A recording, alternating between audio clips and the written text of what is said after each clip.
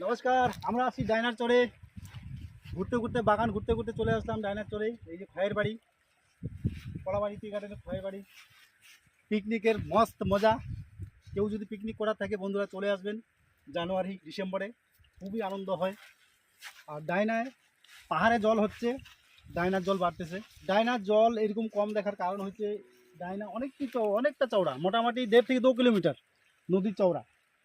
এইরকম স্রোত এখানেই দেখুন কয়টা আছে, 1 2 তিনটা স্রোত আছে। এইরকম মোটামুটি 10-15টা স্রোত ডাইনার আছে, তাই জলের পরিমাণটা কম দেখা যায়। জল কিন্তু ভালো জল আছে, একদম পাহাড়ের থেকে জল নেমে আসতেছে। ঘোলা জল, ঘোলা মাটির জল। এই যে আমি জলটাকে দেখাচ্ছি, এই যে দেখুন কি আনন্দ। জল দেখলে আমি থাকতে পারি না, নদীতে নেমে পড়ি, মজা। আমার ছেলে যদি দেখলো এরকম জল,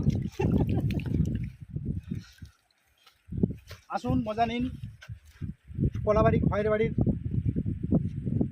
আর ডায়না নদীর জলের চান করুন, পিকনিক করুন, মস্তি করুন। সবাই চলে আসুন, টাটা।